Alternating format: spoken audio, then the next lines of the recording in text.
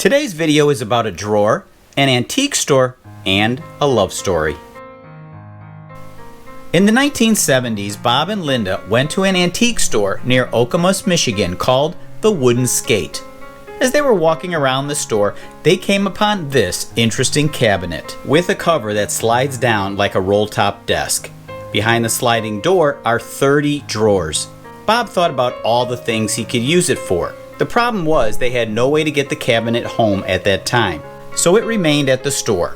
Sometime later, Linda, unbeknownst to Bob, went back to the store and bought the cabinet for $85 in cash. Shortly after purchasing it, Linda told Bob what she had done.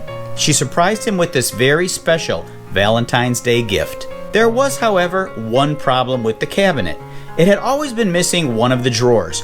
For nearly 50 years, Bob used, appreciated, and loved this storage cabinet, even though it was incomplete. Earlier this year, I met Bob's son, Robert. Robert found out that I was a woodworker and asked if I could make a copy of the missing drawer so he could present it to his father on his birthday in June of this year. And that's exactly what happened. Here's a close-up of the drawer I need to duplicate. I'm not too concerned about the inside. It doesn't need this hold-down wire. The money shot, however, is the drawer front.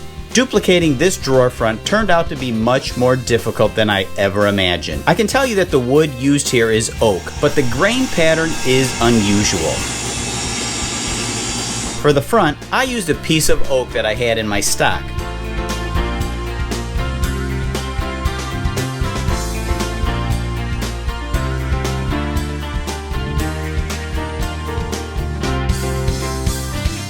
So I built a drawer of the exact same dimensions. In order to match the color, it took many attempts at stain layering using various colors I had on hand. While working on this project, I found it very easy to duplicate a drawer. I also found it very difficult to match the color and texture of a very old antique, especially in this case where the original appears to be quarter sawn oak and mine is standard cut oak. So the stain absorbs differently, making them very difficult to match up. When I finally got the color fairly close, I stared at the drawer for a long time over a period of a couple days. It just didn't look right. The color was fine, but the grain was just unacceptable. So off I went to the Owl lumber yard to get some advice on matching the wood grain. I showed the drawer to one of the wood experts at the store, and he directed me to a cutoff bin section to look for a riff cut piece of oak. I never heard of riff cut before, but later learned that a riff cut was a cut section of a tree where the angle of the grain is between 30 and 45 degrees, and when it's cut, you get straight grain lines. Now that I had a better grain match, I had to cut off the old drawer front and make a new one using the riff cut oak.